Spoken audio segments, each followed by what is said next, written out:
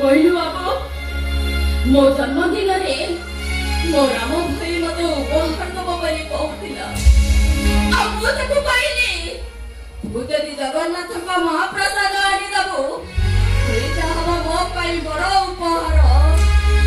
ସେ ପୁରୀଗଲା ବଡମାନଙ୍କ ଠାରୁ ମାଡ଼ ଖାଇଲା ଆଉ ମୋ ପାଇଁ ଅଭଡ଼ା ଆଣିକି ଆସିଲା। ତୁ କହିଲୁ ବାବୁ ମୁଁ ଯଦି ସେ ଅଭଡ଼ା ଖାଇନଥାନ୍ତି ତାହେଲେ ଜଗନ୍ନାଥଙ୍କର ଅପମାନ ହେଇନଥାନ୍ତା ଆଉ ସେ ରାକ୍ଷସମାନେ ମତେ ବାରଣ କଲେ ଆଉ ମୁଠି ତରକାରୁ ତାର ଫଳ ହଉଛି ଏଇଆ। ଜଗନ୍ନାଥ ଆରେ ସେଇଟା ଜେଲରୁ ଫେରିଲା ନାହିଁ ସବୁ ବିପଦକୁ ସାଙ୍ଗରେ ନେଇ ଆସିବେ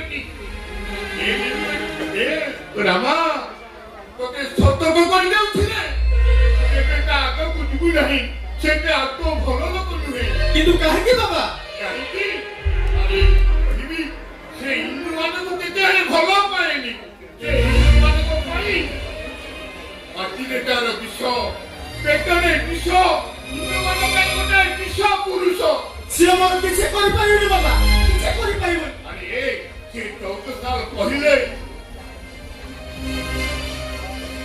हिंदू मुसलमान को दंगा करी 3 जन हिंदू को हत्या करी जेल जाइछिला तापर आत्म भरोसा नहीं केतेले की कोन करि देबो केतेले मन सतत करि देउछि मोर बाबा से किसी करि पारे तो काई नस्त होछि कहलु किया कहिला करि परिबो तुहा तो पर किछि के करि परिबो काहे कि ना मो पूरा लहर केला पूरा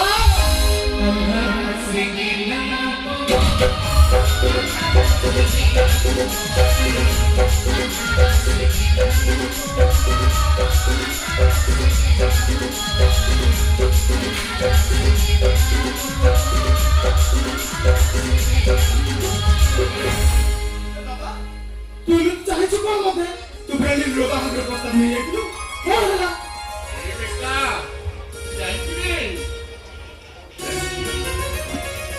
ए कितु बाबा को कौन कहि जानिछु कौन कहबे डिमांड बाबत को 5 लाख दरकार।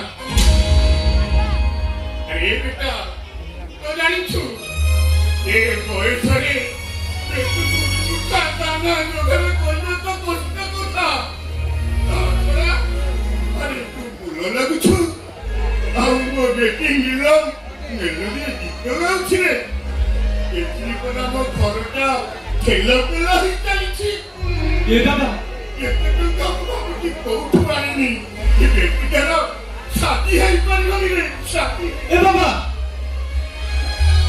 तू कहीं व्यस्त होस कोन जेते टंका लागले भी मु जुगाड़ कर देबे तू व्यस्त होला से पाए।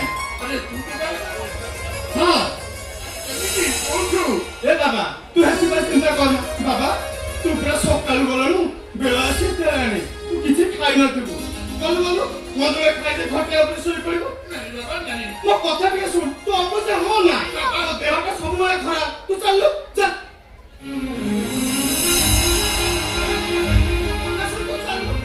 सुन चल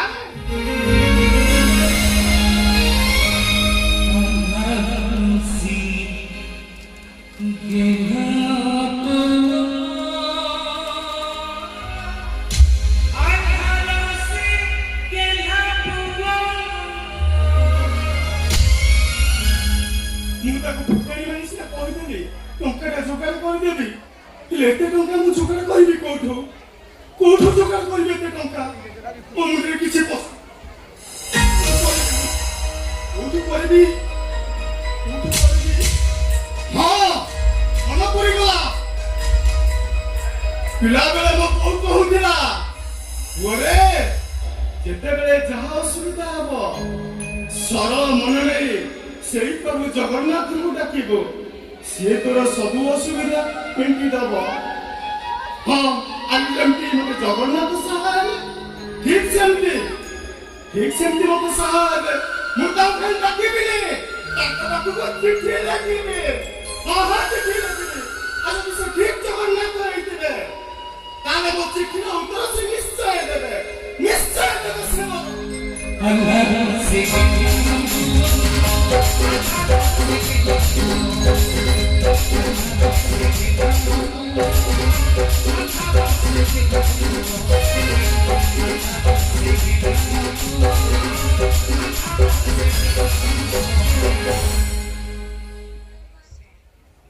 ଚିଠି କଣ ଲେଖିବି? ମୋ ମୁଣ୍ଡରେ ତ କିଛି ପଶୁନି। କଣ ଲେଖିବି ଚିଠିରେ? କଣ ଲେଖିବି?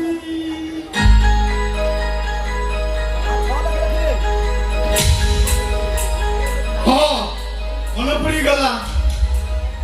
ମାନନୀୟ ଜଗନ୍ନାଥ, ପ୍ରଣାମ ମନବ।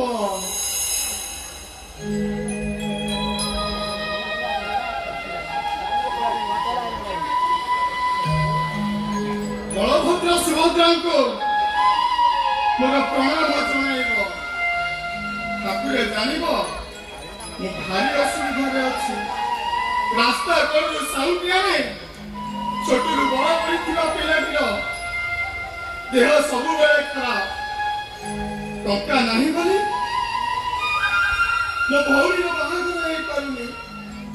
ସେଇ ଭଉଣୀ ଯେ ମୁସଲମାନ ହୋଇବେ, ତୁମ ପାଇଁ ଫୁଲ ତୋଳୁଛି, ଦୀପ ଜାଳୁଛି, ତୁମ ମନ୍ତ୍ର ପାଠ କରୁଛି। ଦୟାକରି ଯଦି ଟଙ୍କା 5 ଲକ୍ଷ ଦିଅନ୍ତ,